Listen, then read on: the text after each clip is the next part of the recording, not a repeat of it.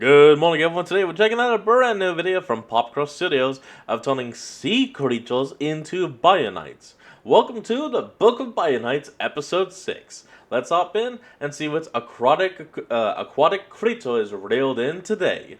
That was a close one. Have you ever heard of an animal called a sarcastic fringehead? Because I certainly Is it hadn't that before thing? doing some research for today's episode, in Is it those which I'm going freaks to be kissing? taking some cool sea creatures, like the sarcastic fringehead, and turning them into my own original creatures called Biunites, which are creatures with superhuman abilities that can look, merge a with a little human squid. partner and Oh, grant that octopus. partner their powers. Ooh, I'm also jellyfish. going to be continuing my ongoing story, the Book of Biunites, and if you want, you can go back to the beginning of the playlist if you haven't seen the whole thing, and watch the series Check from it out the if you beginning haven't. for more I like have. this. Or you can just jump in from here, because I'm going to give a brief recap of where we left off last time. Our father-son narrator duo, Dai Inoue and Akaru Inoue, though frankly it's mostly just Akaru narrating and his dad occasionally cutting in for some banter, are telling the story of the month leading up to the launch of their new business, the Biunite Safari and Education Center, which is being made to help educate people about Biunites. In the build-up of that month, unbeknownst to Dai, Akaru and his best friend, Agama Knight, are helping out a young man, Biomech Kyle, to search the safari sector for the Elder Dragon Biunite Kahigona, with the intention of borrowing a small fragment of the immense creature's power to fuel up Kyle's Biomech. A single drop of its blood. So that the machine, called Charlie, can stop siphoning off Kyle's power to survive. The rest you can pick up from context, so let's jump into the story, shall we? Let's go. Hit like if you want. Subscribe. By the way, enjoy the show. Enjoy the show. Damn it! I messed it up. I thought I messed it up today, but I didn't do it on Monday. Damn it. Is that a fish with abs? Okay, this is the sarcastic fringe head.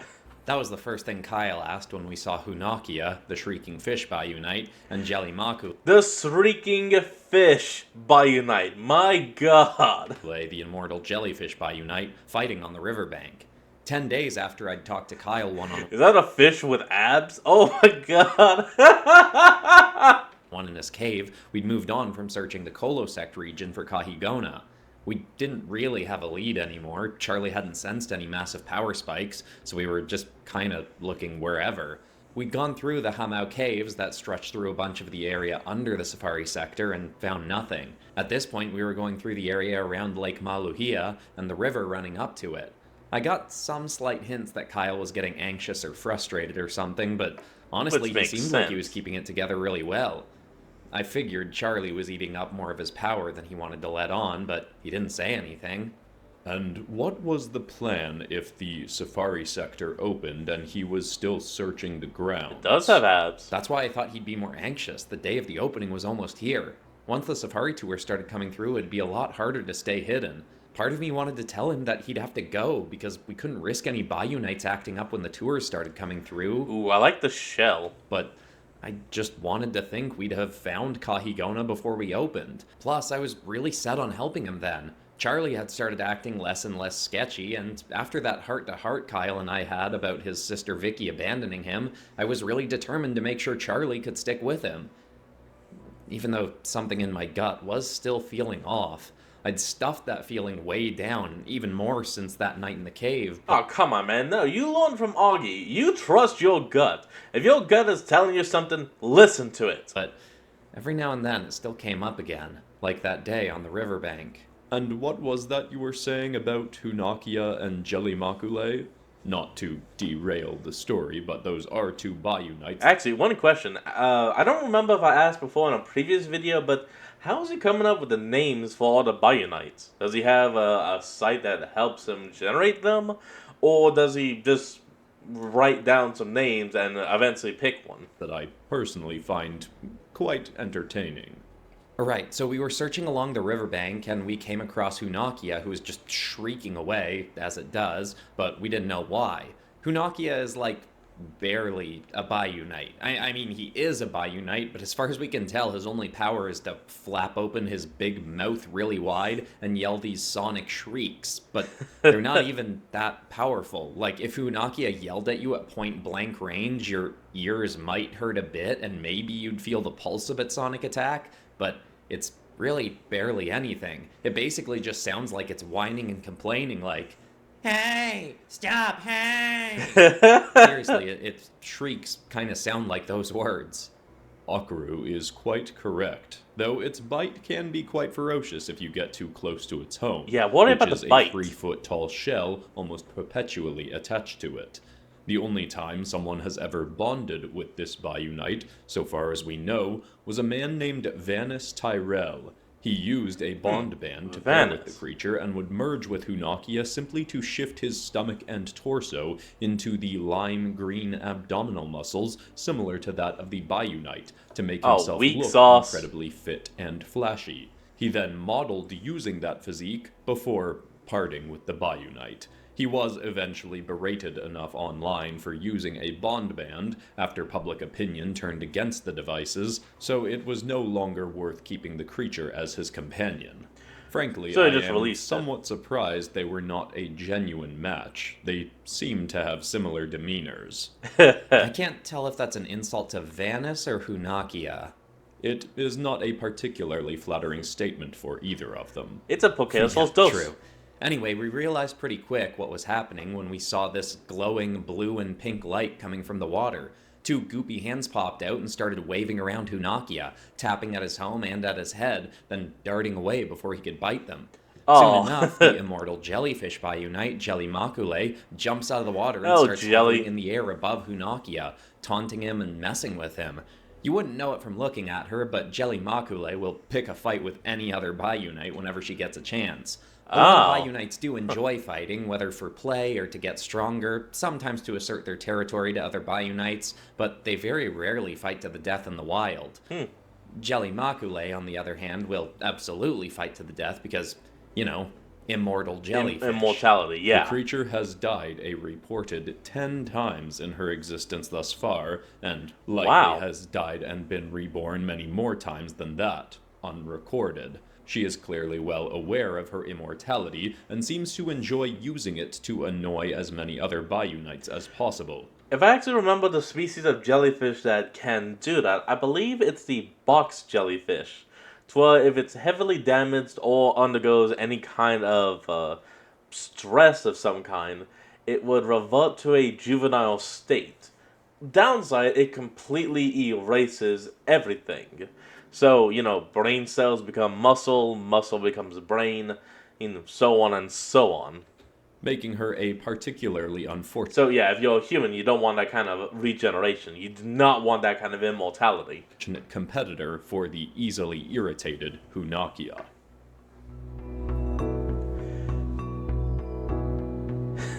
Not bad. I'd pet the little guy, but I don't want to be bit by him. I'm gonna take my scorpion. Kyle laughed at the weird battle in front of us. Oh, apparently it's just called the immortal jellyfish. I thought it was the box jellyfish. I can't tell if I should be trying to stop this or taking bets on who wins. Then Charlie chimed in. My money's on the floaty slime ball. That abtastic fish seems like he's all show. What do you say, Rue? You're the expert, right? Charlie had started calling me Rue, like a short version of Akaru. I kind of hated it, I can but see it why. seemed like she was doing it to try and be nicer, so I didn't complain. Still, it made my stomach churn. Like every time she said it, I just wanted to gag.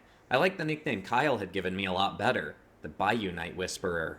I told them, Jelly Makule is a lot more powerful, but she's also just big on messing with and goading other Biunites into killing her. It's like a weird game she plays. When she gets killed, she turns into a polyp, like a goopy little mushroom-looking thing, and sinks back to the bottom of the river. After a month or so, she grows back to a full-size Biunite and just goes right back on living. But Just either way, does whoever wins, all maybe we that. should back up. We don't want either of them getting triggered by Charlie. Not that Hunakia attempting to attack the boy would have done much. Yeah, for real. Anyway, the show got even more interesting. Kahuhonu, the shield turtle Biunite, jumped out of the river Ooh. too and attacked Jelly Makule. A shield I guess turtle? she must have gotten on his nerves earlier or something. Okay. He's mostly a defensive Biunite. He can make glowing shields appear over the shells on his back and arms, and can make them Ooh, 3 times the nice. size of his own armored plating. They're better for defense, but he can hit other Biunites with them too. He started by attacking Jelly Makule, but eventually... A lot of people always kind of forget, a shield technically is a weapon. While yes, it can be primarily used for defense, have you ever been punched in the face with a shield? Ask anyone that's fought Captain America. Hunakia's constant shrieking seemed like it annoyed him enough that he started attacking the shrieking fish too. It was a pretty goofy scene, and it was fun to watch, but I was also getting kinda anxious. I was already skipping out on way too many work hours when I should have been helping set up the safari for launch. I'm honestly kinda surprised you weren't on me about that more, Dad. I did find it quite odd, as you are usually very diligent and self-disciplined as a worker when it comes to tasks you are passionate about. That is Though, true. frankly, I was simply busy enough as it was that I assumed when you were not nearby working on something I could see, you were attending to other matters related to the business. Which Yeah, would also that make makes sense. I really should have been doing that. Anyway, I was gonna suggest that we all move on and keep looking for Kahigona, but Augie and Kyle looked like they were having a great time. While I was debating whether or not to say something, I saw this round, rock-looking blue dome thing near the riverside a bit farther down. I stared at Oh? it long enough to see it tilt slightly upwards, and two purple eyes peered out. I got really excited when I realized it was a pretty rare Biunite, Uniuniu, the Ooh. octoshell Biunite. It's like this kinda dopey looking octopus Biunite who runs around on two of her tentacles, carrying this half-shell rock kind of thing that she lives and hides in. Aw, I She's bet one of the it's smartest cute. Biunites there is. Some of the Malayo say she's smarter than most people. I was gonna wander over to her, That'd but be true. before I could, her shell shot off her, flying right towards Kyle. I wasn't merged with my Biunite, Hopalima, but I knew he'd seen Uniuniu too, so I hoped he'd jump in to protect Kyle. But he didn't. Augie wasn't Huh? merged with his Biunite Hodera either, but his instincts kicked in, and he threw his hands up to catch the shell. He caught it, but it hit harder than he expected, and he was knocked back into Kyle. Ow! While they were recovering, Damn. I merged with Hopalima and ran into Uniuniu's path, as she was scampering towards us, flaring her glowing tentacles menacingly. I didn't attack. I wanted to prove to the guys, and kinda to myself, that I was getting better at calming down Biunites, keeping up with my nickname. And I guess I kinda did. I held my big Okay. stony hands out to the side to block her path, but tried to not look threatening. It's okay, Uniuniu. There's nothing to be afraid of. She darted back wanna and see a forth little like she was squid. going to try and get around me, staring daggers Oh, at Kyle. octopi. Sorry. Finally, she focused on me. I felt like she was staring into my soul. She stepped slightly closer and just put a tentacle on my stomach. It felt warm and relaxing, but I didn't really know what she was doing. It was like she was trying to tell me something. Augie came over carrying the shell before I could figure out what Clearly was up. she is. You did it, Akaru. You calmed her down. And fast, too. You really are the Biunite Whisperer. I took the compliment, and Uniuniu did scurry away back into the water after Augie gave her her shell back, but I kinda wished I'd had more time with her. Maybe if I had, I would have realized what she was warning me about. Oh boy. I wonder what it is. Are we gonna find out this episode, or are we gonna be cut off before we could and have to wait another 2 weeks? Well, zing zong zing, it's time for a book ad thing. Good old non-canonical Benny Shop here to show off more of the design What up, notes and Benny? advice book that's been newly released, but also to thank some of the lovely 5-star reviews that folks has left up on Amazon. One of them comes from Philip Walters, who left a glowing review talking about the stunning art in the book and the helpful advice. And shout out to Pamela McClintock, who's Ah, excited to cool. learn more about Absolute Multiverse Tales, aka Still gonna be Ultiverse awesome. Tales, which is a book series Popcross is working on that you can start learning about with the bonus video that comes with the art and advice book. You just gotta scan the little QR thingy that's in the book, or type out the link that's in there to watch it. So if you want a collection of Pop's best art, along with a bunch of other fun and useful stuff crammed into this book, you can grab it on Amazon now. And if you leave a nice review, good old Benny Shop and maybe another goober from Multiverse Tales may give you a shout out on here too. So excited to that'd see be more nice. of those, and for now we can get back into the video. Imagine getting read out by We watched Dresden. the scrap between the Biunites a bit longer. Ah, sea turtle. Oh, wait, a loggerhead sea turtle. Huh. Okay. Kahuhonu ended up killing Jelly Makule, whose polyp floated away into the river to eventually be reborn. The shield turtle Biunite also ended up smacking Hunakia into the water to shut him up. We looked around a bit longer. Just imagine that. Just walks over, bit slaps him back into the water. And eventually I had to bail on Kyle to get back to work. This time Augie left with me, and Kyle kept looking around on his own. It's gonna be awesome when Kyle gets Charlie charged up. I hope he still sticks around. I want to try fighting him and Charlie when he's at full power. I've beat the Biomech before, but I was teamed up with Freya then. I want to try it solo. Augie seemed Ooh. really excited. I was kind of nervous to ask, but did push myself to say, hey, does any part of you think helping Kyle and the Biomech is a bad idea? Like there's something off about it? Nope, I love helping anyone, especially someone who's gone through as much as Kyle has and is determined to not be anything like his crazy dad. How determined Kyle is to protect Biunites is more than enough to prove to me that he's a great guy who deserves my help. If it Now, Akaru, I can still understand why you would probably not want to tell him, but open your mouth and tell him. Tell Augie why you think, hey, this may be bad. Talk with him. He is your friend. wasn't him backing the biomech, maybe I'd be a little less interested in helping, but I trust Kyle, and he trusts Charlie. Augie said with his usual level of confidence. I wanted to push back a bit, but thought about the bond bands and how I'd been so wrong about those back in the day, and, well, eventually I'd just Tell him kept about my your mouth gut! shut. I was pretty invested in seeing Kyle find Kahigona at that point anyway. Would have felt weird just giving up after all the searching we'd done. I had a hard time sleeping that night. I kept thinking about Uni Uniu and her putting her tentacle on my stomach like that. Part of me wanted to go looking for her again, but knew she was pretty rare to come across since she often stayed at the bottom of the river or Lake Maluhia. Plus, the next day... I imagine this was here the we go. morning I informed you that there had been reports of strange sounds coming from Mount Hakupo in the night, correct? Yup, Dad was worried it was Biunites acting up again, but I was freaked out that someone had found Kyle or a really powerful Biunite had attacked him or something. I played it cool so Dad wouldn't know anything was up and said I'd just go investigate. Does flop sweating and stumbling over your words count as playing it cool? I Not was so even. not. If I was acting suspicious, why didn't you say anything? Well, you're a teenager. Your hormones cause you to regularly act strange and suspicious. True. Plus, I was busy True. getting everything ready for the arrival of our high-profile guests on the fast-approaching day of the first tour. Yeah, whatever. Anyway, I called Days Augie away. and he rushed over too. We both went out to find Kyle, and when we got near his cave, we saw that some of the trees near the mountain were torn up, and there were definitely Whoa. some new cracks and craters in the side of the mountain. It had been a few days since I'd thought about those guys who'd come looking for the biomech, but suddenly realized they technically could have been searching around the safari sector this whole time. It's a pretty huge place. It wouldn't be hard to stay out of sight, especially since they didn't have a biomech triggering weird behavior from the Biunites. What if they true. had taken Kyle? Or worse. As much as I had other concerns, I was really worried about him. We got up to his cave and saw Kyle was there, walking out towards us with Charlie attached to his left leg. He had a cut with dried blood running across his forehead, and What a few more happened? bruises and scrapes across his neck and showing through tears in his shirt. Hey, boys, did we make too much of a racket last night? What happened? Was it a Biunite, or... He shook his head. It was the Averitt cronies, and I might have messed up. Yeah, you messed up by not letting me ice those jokers is what you did. Oh, Kyle crap. didn't argue with Charlie.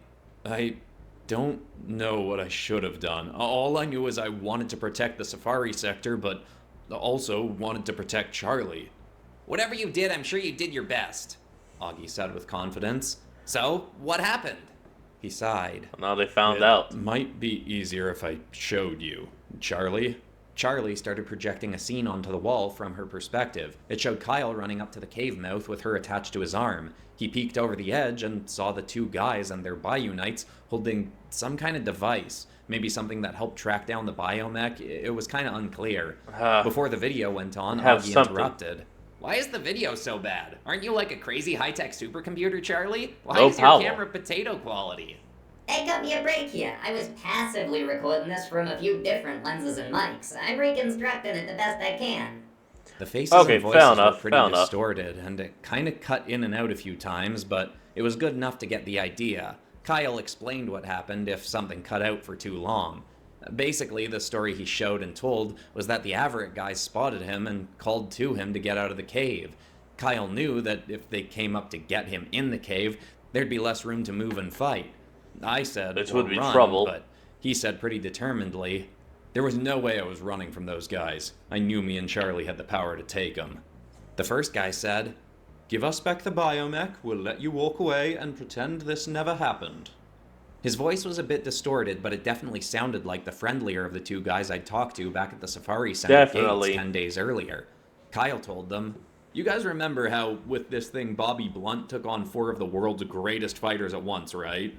The bigger, grumpier guy Well, he also had like 2 of them, and they were also fully charged. It's been, what was it, 3, 5 years since then? said, Yeah, when it was at full power. How much Exactly. juice that thing got left in it? Enough to power a small fan, maybe? Kyle said he hadn't realized they knew Charlie was low on power. I asked him if he'd considered using his own powers to fight, but he kinda just ducked the question. We knew Kyle had natural-born powers, but also that he didn't use them. At that point, we wonder still didn't even why. know what they were, just that they were enough to keep Charlie fueled up. Anyway, at that point, Kyle just stopped talking and started fighting. I wonder. Is it? Okay. I'm about to ask something that would most likely seem like a crazy ass question, but would it be possible for a Biunite to somehow be the parent of a human? I know, that sounds crazy. Fox, what are you talking about? Fox, that's impossible. Oh, Fox, you've gone insane. But think about it. In every kind of story like this, there's always that one character that is somehow part fantastical creature like this.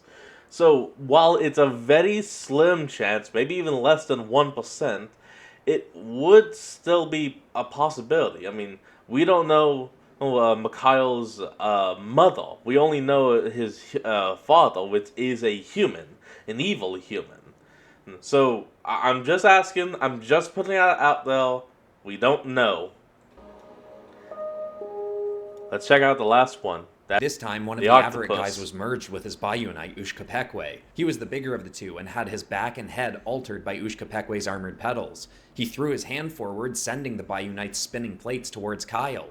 With Charlie over his arm, he managed to knock most of them away and shot a concussive blast out of his palm at the ground to fling himself over the rest. As he flipped through the air, a mechanical tentacle shot out of Charlie and flew right onto the big guy's shoulder, snatching him.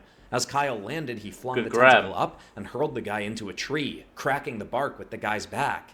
He probably Ow. would have broken something if he wasn't merged with Ushkapekwe. Damn, that would have Kyle was still then knocked hurt. over, and we saw that the other guy's Biunite, Apiki, had sprang over and double-kicked him with his big kangaroo feet. These floating eyes started appearing all around him, and, well, we couldn't see them through the camera. Kyle said he started seeing hallucinations of his sister Vicky laughing at him, and of his serial killer dad's old Biunite, Waimalea, flying angrily at him and swiping Wait, why Malaya? Huh? But that's one of the dragon Biunites from the first episode. at him with its tail. Charlie wasn't disoriented, though, and managed to smack Apiki away as he possible? tried to kick Kyle again, but he didn't manage to stop Ushkapekwe's armored pedals as they came at Kyle from behind. They carved a bunch of slashes into Kyle's arms and neck and forehead, and I hurt for him hearing him yell out extra loud as one stabbed right into his calf. Oh, Charlie God. shifted down onto his leg, yanked it out, and coated over his leg to keep him from limping. Kyle could have been down and out, but he and Charlie locked in right there and decided they weren't going to get hit again. The skinnier guy finally merged with Apiki, shifting his own legs into the Biunites and sprouting a tail. It was more than I actually thought someone could take on of Apiki's traits when they merged, but it didn't help him much. He flung off his tail at Kyle to double kick him Impressive. again, but a boost-like rocket shot out of Charlie's heel, making Kyle whip around in a circle like a spin-kicking video game character and absolutely smash the Apiki-bonded guy out of the air. The guy Spin merged kick. with Ushkapekwe came at Kyle, now with his Sorry. arm shifted into armored plating, and he tried to hit Kyle from behind. Thankfully, one of Charlie's lenses saw him coming, so Kyle thrust his biomech leg back, and there was a pretty clear crack sound when he hit the guy's shin. That had to have hurt a lot. Oh, The Apiki God, guy was struggling pain. to get up, but he did manage to start making more of those floaty eyes appear around him. Thankfully, Charlie shifted part of herself up to Kyle's head and covered his eyes to keep him from being affected. He got Good closer thinking. and just started wailing on the guy's jaw with his own fist. After that, he backed away, as both guys were trying to recover. He said he really didn't know what he should have done, but he ended up telling them, "You want some more? I bet not. So I'll make you a deal. Give up your bond bands, never set foot in the safari sector again, and I won't finish you off right now, and you know I could."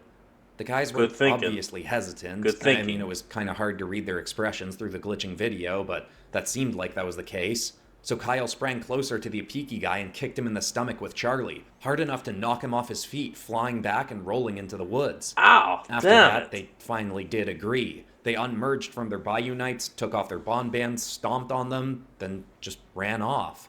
The glitching video finally cut out, but Kyle told us, I checked on their Biunites, and they were a little banged up from the battle, but nothing serious. They seemed grateful, which felt really good, but obviously I was kind of distracted with my own injuries. He let Charlie shift up his leg and showed us that he did have a pretty serious cut in his calf, where Ushkapekwe's pedals had stabbed him. Though he'd bandaged it up okay, and Charlie being over it was helping. I'm really sorry, guys. I don't know if I did the right thing. They're probably just gonna get new bond bands again. I know I should have called the Protection Bureau on them this time, but I was worried they'd talk. I was worried the Bureau would come for Charlie and you guys would get in trouble for helping me. Even if I was willing to let them take Charlie, which I wasn't, I didn't want to risk the Safari Center's launch being messed up because I've been hiding out here with a, fugitive. I didn't think there was much chance the launch could be messed up if the Protection Bureau found out about Kyle and Charlie, but regardless, Augie cut in pretty quick. It was a tough situation. There's nothing to be sorry about. If those guys do a lot of illegal stuff like this, I'm sure they're gonna get got for something else eventually anyway. I'm just sorry I wasn't here to help you out in the fight. Kyle smiled, yeah, there's gonna be something. Then looked at me. I was less enthusiastic than Augie, but still wanted to show my support, so I said, yeah, nothing to worry about. Same, I'm just, sorry you got hurt. He actually started tearing up. I really lucked out with you guys finding me. Aww. I love you guys. It means so much that you're still willing to back me up, even with me and Charlie causing all these problems. Not bad. I reported back to Dad that it looked like some tougher Biunites had just gotten into a scrap, and that was that.